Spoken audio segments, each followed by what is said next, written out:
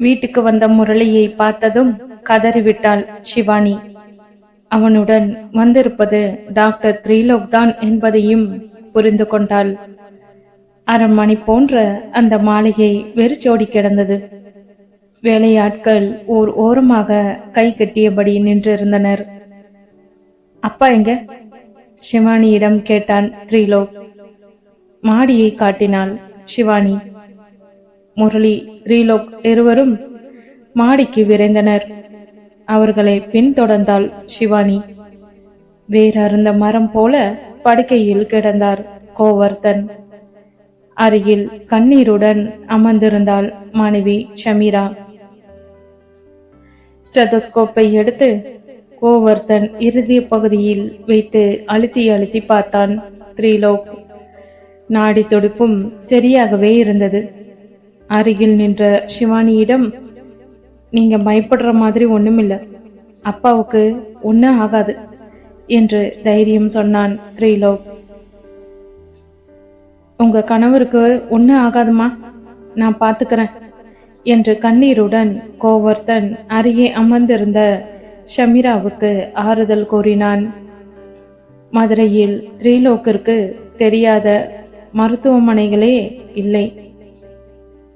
மதுரையில் மிகவும் பிரபலமான மருத்துவமனைக்கு போன் போட்டான். அம்மருத்துவமனையில் இருந்து ஆம்புலன்ஸ் வந்தது. கோவர்த்தனை அதில் ஏற்றி அந்த மருத்துவமனைக்கு அனுப்பி வைத்தான். அந்த ஆம்புலன்ஸ்லேயே ஏறிக்கொண்டாள் ஷமீரா. வீட்டில் இருந்த காரை எடுத்தாள் சிவானி. முரளி, த்ரீலோக் இருவரும் அதில் ஏறி அமர்ந்தனர். மருத்துவமனை நோக்கி விரைந்தது கார். மருத்துவமனையில் தீவிர சிகிச்சை பிரிவில் அனுமதிக்கப்பட்டார் கோவர்த்தன். டாக்டர்கள் பம்பரம் போல் சுழன்று சுழன்று கோவர்த்தனுக்கு சிகிச்சை அளித்தனர். அந்த மருத்துவமனையின் எம்டி த்ரீலோக்கிற்கு மிகவும் தெரிந்தவர் என்பதால் தான் இதெல்லாம் உடனே சாத்தியமாயிற்று. நேரம் கடந்து கொண்டு இருந்தது. அப்பாவை பற்றிய எந்த தகவலும் வராததால் பெரும் தவிப்புக்கு ஆளானாள் சிவானி. அவசர சிகிச்சை பிரிவு அறைக்கு வெளியே காத்திருந்த அவள் முரளியை கவலையோடு பார்க்க, உங்க அப்பாவுக்கு ஒன்றும் ஆகாது, அமைதியா இரு என்று சிவானியை சமாதானப்படுத்தினான் அவன். அவசர சிகிச்சை பிரிவு அறையில் இருந்து வெளியில் வந்தான் த்ரீலோக். சிவானி அவனை நோக்கி ஓடி வந்தாள். அப்பா இப்ப எப்படி இருக்காரு டாக்டர்? படப்படப்புடன் கேட்டாள். இனி பயப்படுவதற்கு ஒன்றுமில்லை, நீங்க அச்சப்பட தேவையில்லை. சரியான நேரத்துக்கு வந்து ஹாஸ்பிட்டலில் அட்மிட் செய்ததால் எல்லாமே நல்லபடியாக முடிந்தது. இன்னும் 1 மணி நேரம் தாமதித்திருந்தால் கூட நிலைமை வேறு மாதிரி ஆகியிருக்கும். இனி எந்த பயமும் இல்லை என்று சிவானியிடம் சொன்னான் த்ரீலோக். சரியான நேரத்துக்கு வந்து நீங்க உதவியதற்கு எப்படி நன்றி சொல்வதென்று தெரியவில்லை. உங்க உதவிக்கு மிகவும் நன்றி டாக்டர் என்று அவனது கைகளை பற்றி கொண்டாள் சிவானி. நோனோ, இதற்கெல்லாம் போய் நன்றி சொல்லிக்கிட்டு, டாக்டர்கள் அவர்கள் கடமையை தான் செய்கிறார்கள் என்று சொன்ன த்ரீலோக் அருகில் நின்ற முரளியை பார்த்தான். மௌனமாக நின்றிருந்தான் அவன். டாக்டர், அப்பாவை பார்க்கலாமா கேட்டாள் சிவானி. ஓ எஸ், பார்க்கலாமே என்றான் த்ரீலோக். சிவானியை முதல் மாடிக்கு அழைத்து சென்றான். அங்கு விஐபிகளுக்கான சிறப்பு வார்டில் தனி அறையில் அனுமதிக்கப்பட்டிருந்தார் கோவர்த்தன். தந்தையை பார்க்கும் ஆவலில் தாய் ஷமீராவுடன் அந்த அறைக்கு நுழைந்தாள் சிவானி. முரளி வெளியே நின்று விட்டான். இந்த நேரம் அவன் உள்ளே வராதது நல்லதுதான் என்பது புரிந்து வைத்திருந்தான் த்ரீலோக். எனவேதான் அவனை உள்ளே வா என்று அவனும் வற்புறுத்தவில்லை. தந்தை இருந்த கோலத்தை பார்த்ததும் சிவானிக்கு கண்ணீர் பொங்கியது. எவ்வளவு கம்பீரமாக இருந்தவர் இப்படி ஒரே நாளில் உருக்குலைந்து போய்விட்டாரே என்று நினைத்தபோது அவளால் கண்ணீரை கட்டுப்படுத்த முடியவில்லை. அப்பா என்று கதறினாள். சிவானியின் குரல் கேட்டதோ இல்லையோ மெல்ல கண் திறந்து பார்த்தார் கோவர்த்தன். அவரால் பேச முடியவில்லை. மூக்கு வழியாக ஆக்சிஜன் ஏறிக்கொண்டு இருந்தது. பச்சை கொடிகள் சுற்றி கொண்டதைப் போல உடம்பு முழுவதும் பச்சை நிற டியூப்களாகவே தெரிந்தன. அருகில் இருந்த மானிட்டரில் அவரது உடல்நிலை கண்காணிக்கப்பட்டு கொண்டிருந்தது.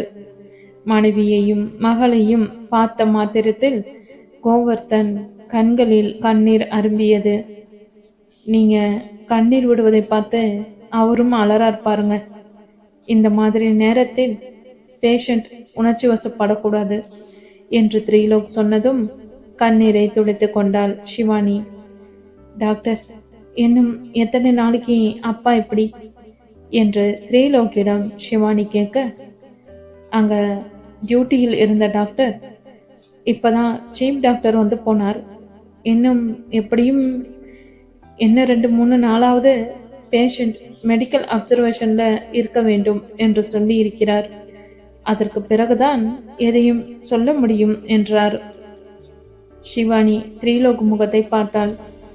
டாக்டர் சொல்வது போல அப்பாவுக்கு முழு ரெஸ்ட் தேவை. அவரை டிஸ்டர்ப் செய்யறது நல்லதில்லை. கொஞ்ச நாளைக்கு அவருக்கு எந்த தொந்தரவும் கொடுக்க வேண்டாம். நீங்க கூட வீட்டில் இருந்தபடி அப்பப்போ வந்து பார்த்தாலே போதும். மருத்துவமனையிலே நீங்க தங்க வேண்டிய அவசியம் இல்லை என்றான் த்ரீலோக். இதற்கு மேலும் அங்கே டாக்டர் நர்ஸும் இடையூறு தர விரும்பாத ஷிவானி வெளியில் வந்துவிட்டாள். ஒருவர் மட்டும் துணைக்கு இருந்தால் போதும் என்று டாக்டர் சொன்னதால் சமீரா மட்டும் கணவனுக்கு காவலாக அந்த அறைக்குள்ளேயே உட்கார்ந்து விட்டாள்.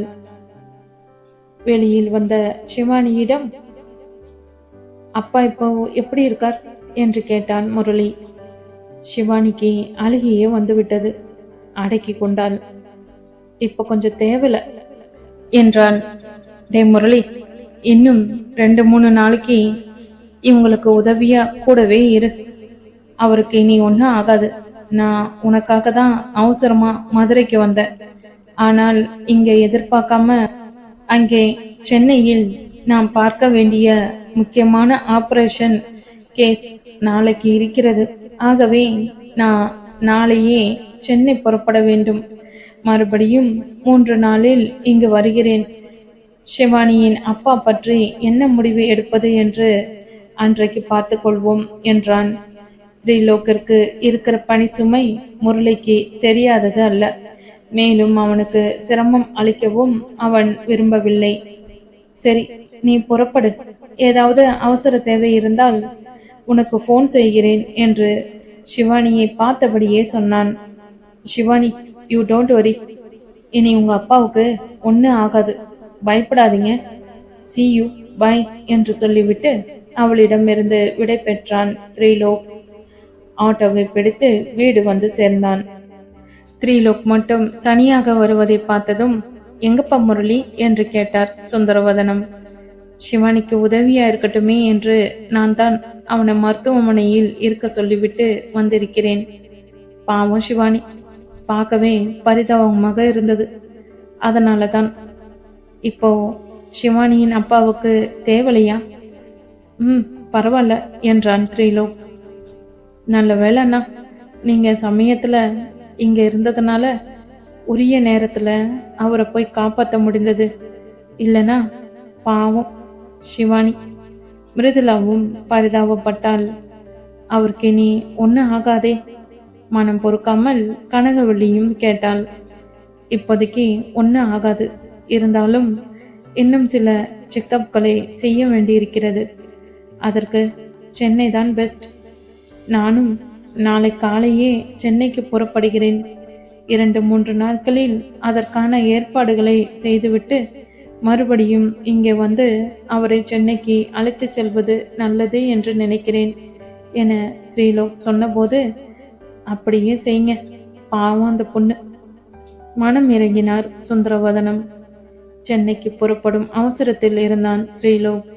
திடீரென அவன் முன் தோன்றினான் முரளி. என்னடா, உன்னை அவங்களோட தானே இருக்க சொன்ன, நீ என்ன இந்த நேரத்துல இங்க? இல்ல, ஷிவானி தான் உன்னை வழி அனுப்பி விட்டு வர சொன்னாங்க.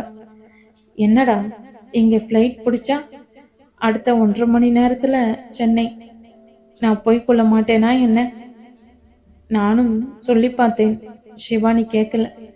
விமான நிலையம் வரை சென்று வழி அனுப்பிவிட்டு தான் வரணும்னு பிடிவாதமா சொல்லும்போது நான் என்ன பண்ணட்டும்? விமான நிலையம் செல்வதற்கு காரை வேறு கொடுத்து அனுப்பியிருக்கிறாள். காருடன் டிரைவர் வெளியில் காத்திருக்கிறார் என்றான் முரளி. திரிலோக் புறப்படும் அவசரத்தில் இருந்ததால் வீட்டில் இருப்பவர்களிடமும் முரளியால் சரிவர பேச முடியவில்லை. ஓரிரு வார்த்தைகள் மட்டுமே பேசினான். ஃப்ளைட்டுக்கு இன்னும் 1/2 மணி நேரமே இருந்ததால் திரிலோக் தான் கொண்டு வந்திருந்த அந்த ஒரே ஒரு லெதர் பேக்குடன் கிளம்பினான். வாசல் வரை வந்து அவனை வழி அனுப்பி வைத்தனர் சுந்தரவதனமும் கனகவல்லியும். தாய் தந்தையுடன் அருகில் நின்று இருந்த மிருதுலா சியூ என்று சொன்ன திரிலோக் வீட்டுக்கு வெளியில் தயாராக இருந்த காரில் ஏறினான். முரளியும் அதில் ஏறிக்கொண்டான். விமான நிலையம் நோக்கி கார் பறந்தது. சென்னைக்கு வந்து சேர்ந்தானோ இல்லையோ, காலில் வெந்நீரை கொட்டி கொண்டவனைப் போல மருத்துவமனைக்கு செல்ல பரபரத்தான் திரிலோக். ஏன்பா இப்பதானே வந்த? கொஞ்ச நேரம் ரெஸ்ட் எடுத்துட்டு பிறகு போனால்தான் என்ன? மதுரைக்கு அவசரமா போனியே, அங்க முரளிக்கு என்னாச்சு என்று தாய் சுகாசினி படபடவென கேட்ட எந்த கேள்விகளுக்கும் திரிலோக் பதில் சொல்லவில்லை. இப்பதானே வந்திருக்கான், அவனை கொஞ்சம் மூச்சுதான் வாங்க விட என்றார் ரகுநந்தன். வந்துட்டீங்களா? பையன் தலை தெரிஞ்சா போதுமே, உங்களுக்கு மூக்கு மேல வேர்க்குமே. என்னடா இன்னும் வரலையேன்னு பார்த்தேன். நீங்க வந்துட்டீங்க இல்ல, இன்னும் அவனை கேட்டு விஷயம் தெரிஞ்சு கொண்ட மாதிரி தான் சலித்து கொண்டாள் சுகாசினி. ஏமா எல்லாத்துக்குமே அவசரப்படுறீங்க? நான் எங்க போயிடுறேன். ஈவினிங் வந்ததும் பொறுமையா எல்லா விஷயத்தையும் சொல்றேனே, அதுவரை தான் கொஞ்சம் பொறுத்து கொள்ளுங்களேன். அவசர ஆப்ரேஷன் கேஸ் ஒன்று, அது எனக்கு மறந்தே போச்சு. திடீர்னு ஞாபகத்துக்கு வரவே தான் நானே அவசரமா மதுரையிலிருந்து புறப்பட்டு வந்துட்டேன் என்று திரிலோக் சொன்ன பிறகுதான் சுகாசினி அமைதியானாள். சரிம்மா, நான் கிளம்புறேன் என்று சொல்லிவிட்டு புறப்பட்டான் திரிலோக். ஆபரேஷன் முடிந்து அப்பொழுதுதான் தனது அறைக்கு திரும்பி இருந்தான் திரிலோக். அவன் முன் வந்து நின்றாள் ரக்ஷிதா. கண்களை மூடி சிறிது நேரம் தலை கவிழ்ந்தபடி இருந்த திரிலோக் திடீரென நிமிர்ந்த போது எதிரே ரக்ஷிதா நிற்பதை பார்த்ததும் அவனுக்கு ஒரே இன்ப அதிர்ச்சி. What A surprise visit! Hello Rakshitha, நீங்களா? ஆச்சரியத்துடன் கேட்டான். ஏன், என்ன நீங்க இந்த நேரத்துல எதிர்பார்க்கவில்லை அப்படிதானே? நோ, நீங்க ஃப்ரீ அப்பாயின்மெண்ட் கேட்காம வரமாட்டீங்களே, அதனால தான். ஐயோ, உங்களை வேறு நிக்க வச்சே பேசிக்கொண்டு இருக்கிறேன் பாருங்க. யூ ப்ளீஸ் பி சிட்டட் ஃபர்ஸ்ட் என்று தன் முன்னே இருந்த இருக்கையை காட்டினான். ரக்ஷிதாவும் உட்கார்ந்தாள். அமிர்தா என்று குரல் கொடுத்தான். அரை வாசலில் நின்றிருந்த நர்ஸ் அமிர்தா ஓடி வந்தாள்.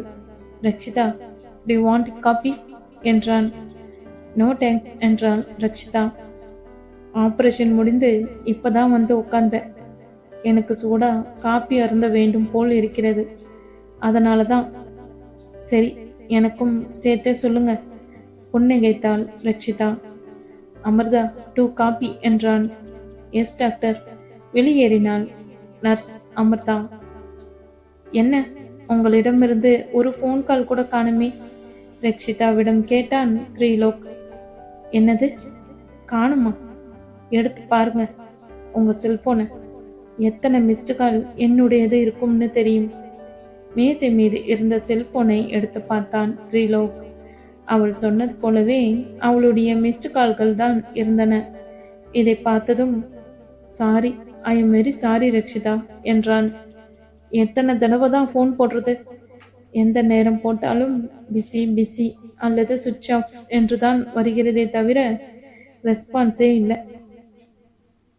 என்னதான் நீங்க பிஸியா இருந்தாலும் ஃபோன் கால்களை அட்டன் பண்ணுங்க. பேசுறவங்களுக்கு ஏதாவது அவசரம் இருக்கும் இல்லையா? Very very sorry. இனி அப்படி நடக்காம பார்த்துக்கிறேன்.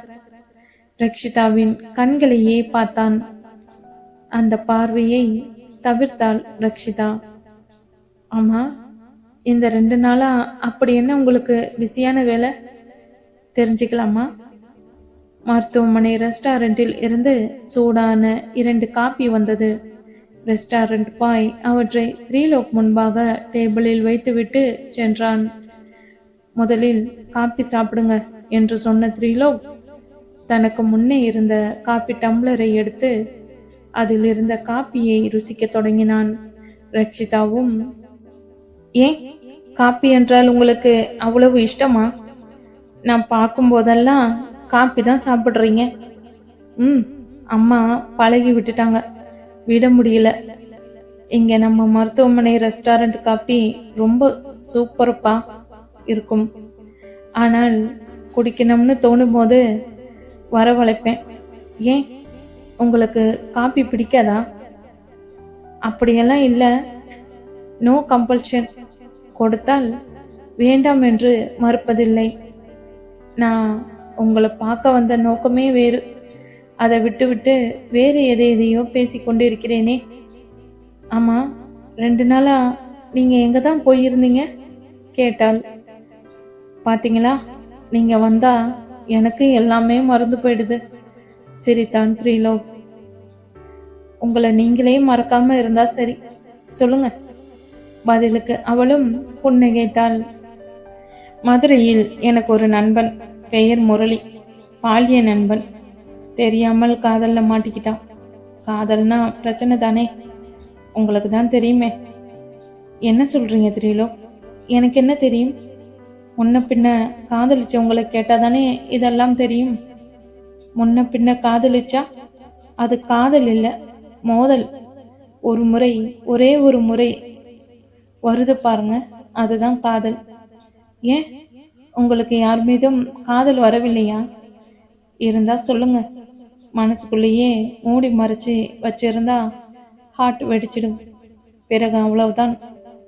இதற்கெல்லாம் பைபாஸ் சர்ஜரி கிடையாது. த்ரீலோக் இப்படி சொன்னதும் சிரித்து விட்டாள் ரக்ஷிதா. நல்லாதான் தமாஸ் பண்றீங்க டாக்டர். ஒரு டாக்டராக இருந்து கொண்டு எப்படி உங்களால இப்படி பேச முடிகிறது? ஏன் டாக்டர்களுக்கு எலும்புக்கும் சதைக்கும் தான் வைத்தியம் பார்க்க தெரியும், அவர்களுக்கு வேறு எதுவும் தெரியாது என்று நினைத்து விட்டீர்களா? அவர்களுக்கும் உணர்ச்சி, பாசம் எல்லாம் இருக்கும். இதை நீங்கள் ஒத்துக்கொள்கிறீர்களா? இல்லை? ரக்ஷிதாவின் கண்களையே உற்று பார்த்தான் த்ரீலோக். அவனது அந்த பார்வை ரக்ஷிதாவிடம் எதையோ யாசகமாக கேட்பது போல் இருந்தது. ரக்ஷிதாவுக்கும் அது புரிந்தது. அவனது பார்வையை நேருக்கு நேர் சந்திக்க முடியாமல் தலை கவிழ்ந்தாள். இதற்கே இப்படி வெக்கப்பட்டால் எப்படி? இன்னும் போக வேண்டிய தூரம் எவ்வளவோ இருக்கே என்று த்ரீலோக் மறுபடியும் கண் சிமிட்டி பேசிய போது, த்ரீலோக், இப்ப நீங்க உங்க நண்பரை பற்றி பேசிக்கொண்டிருக்கிறீர்களா? இல்லை வேறு ஏதேனும் கனவில் இருக்கும்? சரி, காதல் என்றாலே மனசு தடுமாறிடும் போல. இதை ஏன் என்கிட்ட கேக்குறீங்க? உங்ககிட்ட தானே கேட்க முடியும். அப்போ வேறு யாரோ ஒருத்தி உங்க முன்னாடி உட்கார்ந்து இருந்தால் அவளிடமும் இப்படிதான் கேட்பீங்களா என்ன? Don't mistake me Rakshitha. உங்களை தவிர வேறு யாராவது இப்படி என் முன்னாடி உரிமையோடு உட்கார முடியுமா? இல்லை உட்காரதான் விட்டுடுவேனா? இந்த சிம்பிள் லாஜிக்கை கூட உங்களால் புரிஞ்சிக்க முடியலையே. நீ எல்லாம் எப்படி என்ன சமாளிக்க போறியோ? த்ரீலோக் முணுமுணுத்தது ரக்ஷிதாவின் காதில் விழ, என்ன சொன்னீங்க என்று வினாவினாள். சுதாரித்து கொண்ட த்ரீலோக், இல்ல, பிரச்சனைன்னு வந்தால் எப்படி சமாளிக்க போறீங்கன்னு சொல்ல வந்தேன் என்று சமாளித்தான். எனக்கு அப்படி என்றும் பிரச்சனை வராது. ஏன்னா என்னவர் அப்படிப்பட்டவர் இல்லை. உன்னவரா? யார் அவர்? எனக்கு தெரியாமல் உள்ளுக்குள் புகுந்து கொண்டிருப்பவர். ரக்ஷிதாவின் இதயத்தை தேடுவது போல் த்ரீலோக் அவளை உற்று பார்த்தான். விளையாடாதீங்க த்ரீலோக். அவளது சுட்டு விரல் அவனது கழுத்தில் தொங்கிய ஸ்டெதோஸ்கோப்பை தொட்டு காட்டியது. ஓஹோ, இந்த ஸ்டெதோஸ்கோப் தான் உன் காதலனா? நகைத்தான். ஸ்டெதஸ்கோப்பை போய் யாராவது காதலிப்பாங்களா? ரக்ஷிதாவின் வார்த்தைகள் குலைந்தன. இல்ல, சினிமாவில் டாக்டர்னு ஒரு டைலாக் வரும்போது என் கழுத்தில் கிடக்கும் இந்த ஸ்டெதஸ்கோப் தான் என் முதல் காதலி, அதற்கு அடுத்துதான் காதலி என்று சொல்வார். அதை போல நீயும். அது சினிமா, அப்ப இது நிஜம். ஓ, இப்ப புரியுது. அப்ப நீங்க அப்படி வரீங்களாக்கும். புரிஞ்சா சரிதான். ரக்ஷிதாவின் ரோஜா முகம் சிவந்தது. உன் மனசுல இருக்கிறத தெரிஞ்சுக்கிறதுக்காக தான் இப்படியெல்லாம் பேசினேன். என்ன இருந்தாலும் நீங்க மோசம் த்ரீலோக். எல்லாவற்றையும் நானே தான் சொல்லணுமாக்கும். இது என்ன காவிரி தண்ணீரா ஊட்டியே வைத்துக் கொள்வதற்கு? இது காதல். ஒரு முறை மனம் திறந்து விட்டால் பிறகு அடைக்க முடியாது என்பது மட்டுமில்ல, அடக்கவும் முடியாது. அது இருக்கட்டும், மதுரைக்கு போனீங்களே, உங்க ஃப்ரெண்டு கதை என்னதான் ஆச்சு?